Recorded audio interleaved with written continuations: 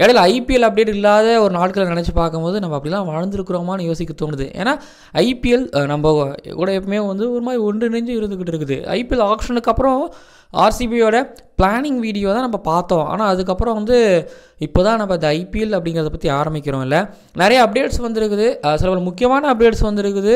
எப்போ ஐபிஎல் ஆரம்பிக்க போகுது, எப்போ முடிய போகுது, இதனால் வந்து எப்படி வேர்ல்டு டெஸ்ட் சாம்பியன்ஷிப்புக்கு ஏதாவது பிரச்சனை இருக்கா, சாம்பியன்ஸ் ட்ரோஃபிக்கு ஏதாவது பிரச்சனை இருக்குதா அப்படிங்கிறத பற்றி டிஸ்கஸ் பண்ண போகிறோம். அண்ட் பஞ்சாப் கிங்ஸுக்கு ஸ்ரேயாஸ் ஐயர் புது கேப்டன் ஆக்கியிருக்கிறாங்க. டெல்லி கேபிட்டல்ஸுக்கு யார் தாங்க கேப்டனு, அக்ஷர் பட்டேல்னு எனக்கு ஒரு பக்கம் தோணுது. ஏங்கிறத பற்றி நான் பேசவும் போகிறேன். மறக்காமல் நீங்கள் என்ன பண்ணுறீங்க, பிளாக் ஷீப் டிஜிட்டல் அவார்டு 2025 நம்மளோட கிரிக்கானந்தாஸ் YouTube channel favourite sports channel அப்படிங்கிற கேட்டகரியில் நாமினேட் ஆகியிருக்கு. நீங்கள் www.blackshipindia.com அப்படிங்கிற வெப்சைட்டுக்குள்ளே போயிட்டு நீங்கள் உங்களோட பேர், உங்கள் ஃபோன் நம்பரு, கேப்சாவை சரியாக கொடுத்ததுக்கப்புறமா பிளாக் ஷீப் டிஜிட்டல் அவார்டை செலக்ட் பண்ணி கேட்டகரியில் கடைசியில் இருக்கும் ஃபேவரட் ஸ்போர்ட்ஸ் கேட்டகரி, அதில் கிரிக்கானந்தா அப்படிங்கிற நம்ம சேனலை கிளிக் பண்ணி நீங்கள் டெய்லி எனக்கு ஓட் பண்ணலாம்.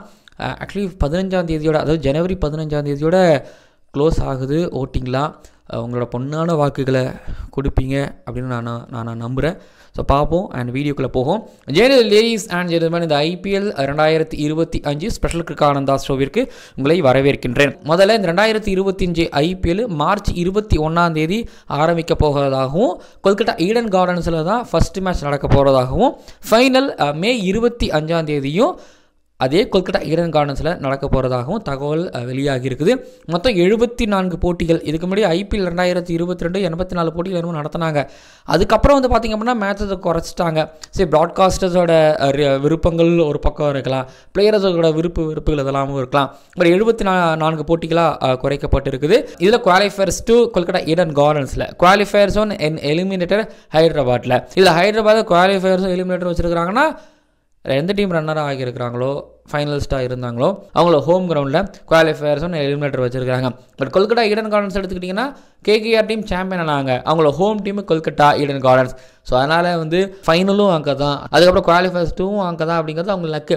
பட் குவாலிஃபயர்ஸ் 2 எதுக்கு ஒரே வென்யூவில் வைக்கிறாங்க அப்படின்னா, பயணம் ரொம்ப தூரமாக இருக்கக்கூடாது, இடையில ஒரு நாள் தான் கேப்பு. இதுக்கு இடையில வந்து பார்த்திங்கன்னா ரொம்ப அலைஞ்சிட்டு இருக்க வேணாம். அதனால் குவாலிஃபயர்ஸ் 2 மேக்ஸிமம் ஃபைனல் இருக்கக்கூடிய சிட்டியில் தான் வைப்பாங்க. இப்போ குவாலிஃபயர்ஸ் ஒன்று எலிமினேட்டரும் ஆல்மோஸ்ட் இல்லை, எலிமினேட்டர் கூட பிரச்சனை கிடையாது, ஆடுவாங்க, ஆடி முடிச்சுட்டு தோத்துட்டு வெளியில் போயிடுவாங்க. இப்போ குவாலிஃபயர்ஸ் ஒன்றும் எலிமினேட்டர் ஒரே இடத்துல வைக்கிறதா நல்லது. இதெல்லாம் பெரிய கண்டுபிடிப்புன்னு கேட்குறா. பட் இல்லை, இருந்தாலும் நான் உங்களுக்கு சொல்லணும்னு எனக்கு தோணுச்சு. பட் இதுக்காக சாம்பியன்ஸ் ட்ரோஃபி வந்து பார்த்தீங்கன்னா February 19ஆம் தேதியிலேருந்து March 9. ஐசிசி வந்து பார்த்தீங்கன்னா இங்கே பார்ப்பா, இந்த இடங்கள்லாம் நாங்கள் ஐசிசி நடத்துவோம், இந்த அளவுக்கு விண்டோ வந்து உங்களுக்கு காலியாக இருக்குன்னு சொல்கிறாங்க. இதுக்கடையில் வந்து பார்த்திங்க அப்படின்னா March 21க்கும் March 9க்கும் ஒரு 10 நாள் கேப் இருக்குது. ஓகே, நல்ல ஒரு ப்ரீத்திங் ஸ்பேஸு. முதல் 2-3 போட்டி மட்டும் தான் பேக் டு பேக் வரும். அதுக்கப்புறம் வந்து பார்த்தீங்கன்னா பெரிய ஒரு கேப் இருக்குது. அதனால் ஈஸியாக இன்டர்நேஷனல் பிளேயர்ஸ் எல்லாரும் ரெக்கவரி ஆகி வரதுக்கு ஒரு வாய்ப்பு இருக்குது. சில நேரங்களில் இந்த ஐபிஎல், சில நேரங்களில் இந்த ரஞ்சி ட்ரோஃபியுமே விளையாண்டு சில பிளேயர்ஸ்லாம் வருவாங்க, அவங்களும் கொஞ்சம் டயர்டாகவும் இருப்பாங்கிறதையும் நான் தெரிவிச்சுக்கிறேன். அப்புறம் ஃபைனல் மே 25 இந்த வேர்ல்டு டெஸ்ட் சாம்பியன்ஷிப் ஃபைனல் வந்து ஆமாம் லார்ட்ஸில் 6ஆம் தேதியிலேருந்து ஜூன் 6ஆம் தேதியிலேருந்து ஆரம்பிக்கிறதுக்கு வாய்ப்புகள் இருந்துக்கிட்டு இருக்கு. ஒரு 10-15 நாள் வந்து பார்த்திங்க அப்படின்னா கேப்பு. பட் இந்த 10-15 நாள் கேப்பு அப்படிங்கிறது வந்து ஓகே, ஒரு வேர்ல்டு டெஸ்ட் சாம்பியன்ஷிப் ஃபைனல் ஆடக்கூடிய பிளேயர்ஸுகளுக்கு ஒரு போதுமான ஒரு கேப்பாக அதை வந்து நான் பார்க்குறேன். ஸோ ஐபிஎல் இந்த வருஷம் நடக்கிறதுனால ஒரு சாம்பியன்ஸ் ட்ரோஃபிக்கும் வேர்ல்டு டெஸ்ட் சாம்பியன்ஷிப்லேயும் ஆடக்கூடிய பிளேயர்ஸுக்கு எந்த பாதிப்பும் கிடையாது. ஆனால் ஒன்று சொல்லட்டுங்களா, இப்போ சாம்பியன்ஸ் ட்ரோஃபியும் ஆடிட்டு ஐபிஎல்லும் ஆட போகிற பிளேயர்ஸுகளுக்கு பெண்டு கழல போகுது.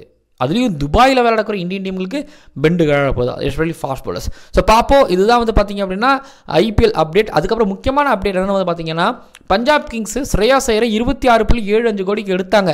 அவர் தான் கண்டிப்பாக கேப்டன் அப்படிங்கிறது வந்து முடிவாக இருந்தது. ஆனால் ஆக்ஷனுக்கு முன்னாடி நம்ம ரிஷப் பண்ட் எடுப்பாங்க, அவங்ககிட்ட அவ்வளோ காசு இருக்குன்னு நினைக்கும்போது காசை இறச்சி 2வது இடத்துல நாங்கள் இருப்போம், ஸ்ரேயாஸை எடுப்போம் அப்படின்னு எடுத்துருக்கிறாங்க. பட் இதில் வந்து பார்த்திங்க அப்படின்னா ரிக்கி பாண்டிங் வந்து ஆக்ஷன்லேயே சொல்லியிருந்தார், நான் வந்து ஸ்ரேயாஸ் ஐயர் கூட ஒர்க் பண்ணுறது ரொம்ப ஆசைப்படுறேன், நல்ல லீடர்ஷிப் அப்படின்னு சொல்லியிருந்தார். அதுக்கப்புறம் ஸ்ரேயாஸ் ஐயர் வந்து பார்த்திங்க அப்படின்னா நான் ரிக்கி பாண்டிங் கூட ஒர்க் பண்ணுறதுல எனக்கு ரொம்ப சந்தோஷம்னு இவரும் சொல்லியிருக்கிறார். 2 பேருமே ஒரே விஷயத்தை தான் சொல்லியிருக்கிறாங்க. அப்படி இல்லைன்னா இந்த ஐபிஎல் ஆக்ஷன் ஆரம்பிக்கிறதுக்கு முன்னாடியே வந்து பஞ்சாப் கிங்ஸுக்கு ஸ்ரேயாஸ் ஐயர் அப்படின்னு தான் முடிவு பண்ணியிருப்பாங்க நான் நினைக்கிறேன். ஏன்னா ஸ்ரேயாஸ் ஐயரோட அந்த கப் அடிக்கிற அந்த நேக்கு போக்கு அப்படிங்கிறது இருக்குது. ஏன்னா சையது முஸ்டாக் அலி ட்ரோஃபி அவரோட கேப்டன்ஸில் தான் வின் பண்ணது, ஐபிஎல் அவரோட கேப்டன்ஸில் தான் கேகேஆர் வின் பண்ணுச்சு, ஈரானி கப்பு, ரஞ்சி ட்ரோஃபி இதெல்லாமே மும்பையில் ஆடி அதில் வின் பண்ண ஒரு பிளேயராக ஸ்ரேயாஸ் ஐயர் இருக்கார். பட் ஸ்ரேயாஸ் ஐயரை பொறுத்த வரைக்கும் என்ன ரீசன்ட் பாஸ்ட் டைமில் இப்போ இந்த கேகேஆர் வின் பண்ணது கூட இருக்கும். அந்த கேகேஆர் வின் பண்ணதுக்கு அப்புறம் வந்து பார்த்தீங்க அப்படின்னா எல்லா ட்ரோஃபியோ ஈரானி கப்பு அதான் ரெட் பாலில் மோஸ்ட் ப்ரிவிலேஜ்டு ஒரு ட்ரோஃபி, மோஸ்ட் ப்ரெஸ்டீஜியஸ் ஒரு டோர்னமெண்ட்லையும் சரி, ஒயிட் பால் ஃபார்மேட்டில் ஐபிஎல் பற்றி சொல்ல தேவையில்ல. பட் சையது முஸ்டாக் அலி ட்ரோஃபிக்கும் வந்து பார்த்திங்க அப்படின்னா ஒரு பெரிய லெவல் ஆஃப் ஒரு டோர்னமெண்ட் தான் அது. அதில் வந்து பார்த்திங்க அப்படின்னா ஸ்ரேயாஸ் ஐயர் கப்பை வின் பண்ணியிருக்கிறாரு. எக்ஸ்ட்ரானரியாகவும் அந்த சீசன் ஆடவும் செஞ்சார். ஸோ ஸ்ரேயாஸ் ஐயர் கேப்டனாக போட்டிருக்கிறாங்க. இப்போ இன்னொரு பக்கம் நீங்கள் டெல்லி கேபிட்டல்ஸ் எடுத்து பார்த்தீங்க அப்படின்னா கேஎல் ராகுல் இருக்காரு, அக்ஷர் பட்டேல் இருக்காரு. அக்ஷர் பட்டேல் அவங்க ரிட்டைன் பண்ணாங்க ரொம்ப அதிக காசு கொடுத்துட்டு. பட் இன்னொரு பக்கம் கேஎல் ராகுல் உள்ள வந்தனால கேப்டன்சி அப்படிங்கிறது பெரிய பிரச்சனையாகவே இருக்காது. ஏன்னா அக்ஷர் பட்டேல் இப்போ இந்தியாவுக்கு வைஸ் கேப்டன் ஆக்கியிருக்கிறாங்க. Already T20 world cup winner. T20 world cup win பண்ணுறதுக்கு ரொம்ப முக்கியமான ஒரு காரணமாக வந்து பார்த்தீங்க அப்படின்னா அக்ஷர் பட்டேல் இருந்தார். அப்போ அக்ஷர் பட்டேலை தூக்கி டெல்லி கேபிட்டல்ஸில் கேப்டனாக போடு, இதை யாரும் தடுக்க போகிறது கிடையாது. பட் அக்ஷர் பட்டேல் அதுக்கு டிசர்வ்டான ஒரு பிளேயரும் கூட. பார்ப்போம், அக்ஷர் பட்டேல் நல்லா விளையாண்டு வந்துட்டு இருந்தார். ஒருவேளை அந்த கேப்டன்சி அவருக்கு வருதுன்னா பதுங்குவாரா அப்படிங்கிறத பொறுத்திருந்து பார்ப்போம். பட் அதே போல் ஆர்சிபி பொறுத்த வரைக்கும் Rajat பரிடார் okay Syed Mushtaq Ali trophy final வரைக்கும் கொண்டு வந்தார், அவர் நல்ல ஆனர். பட் ஆனால் இங்கே கேப்டன்சி அப்படிங்கிற ஒரு விஷயம் ஆர்சிபிசிலேருந்து எந்த வாயும் திறக்கவும் மாட்டுறாங்க.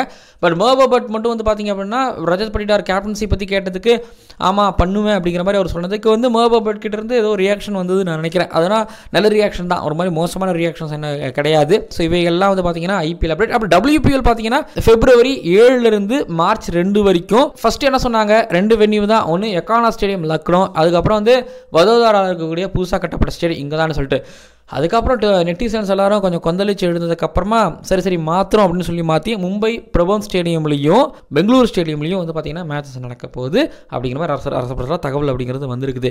பட் எது எப்படியோ இப்போ WPLக்கு எந்த விதமான பிரச்சனையும் ஒரு பக்கம் போயிட்டு இருக்கேன். இந்த பக்கத்தில் எடுத்துக்கிட்டிங்கன்னா தான் மென்ஸோட இந்தியன் பிரீமியர் லீக் இவ்வளோ அப்டேட்ஸ் இருக்குது. இவ்வளோ அப்டேட்ஸ் உங்களுக்காக கொடுக்க நான் வந்திருக்கிறேன். தென் வீடியோ எனக்கு பிடிச்சிருந்ததுன்னா மறக்காமல் லைக் பண்ணுங்கள் அண்ட் சப்ஸ்கிரைப் பண்ணுங்கள். ஸ்ரேயாஸ் ஐயரை பொறுத்தவரைக்கும் ஒரு விஷயம் சொல்லிக்கலாம், ஸ்ரேயாஸ் ஐயர் கண்டிப்பாக டீம் செமிஃபைனல்ஸ்ட்டு ஆக்கிடுவாருங்கிற மாதிரி எனக்கு தோணுது. அந்த நேக்கு போக்கு இல்லை, அவர் ஒரு மாதிரி எடுத்துகிட்டு போயிடுறாருங்கிற மாதிரி எனக்கு தோணுது.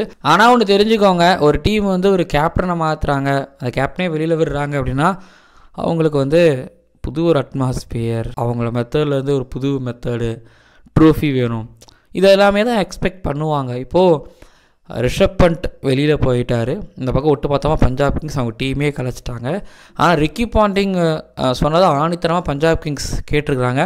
ரிக்கி பாண்டிங்கும் ஸ்ரேயாஸ் ஐயரும் ஆல்ரெடி ஒர்க் பண்ணியிருக்கிறாங்க. பட் இப்போ பஞ்சாப் கிங்ஸ் இல்லை, எப்போவுமே பஞ்சாப் கிங்ஸ்க்கு தேவை ஒரு ட்ரோஃபி. அதே போல் தான் அந்த பக்கத்தில் வந்து பார்த்திங்க அப்படின்னா டெல்லி கேபிட்டல்ஸ் கேஎல் ராகுல்லாம் இருந்தாலும் அவங்க மூவ் ஆகிருக்கிறது அக்ஷர் பட்டேல்கிட்ட மூவ் ஆவாங்க அப்படின்னு நான் நினைக்கிறேன். ரிஷப் பண்ட் இருக்கும்போது ட்ரோஃபி வரல, இப்போ அக்ஷர் பட்டேல் உங்களை நாங்கள் கொண்டு வந்திருக்கிறோம்.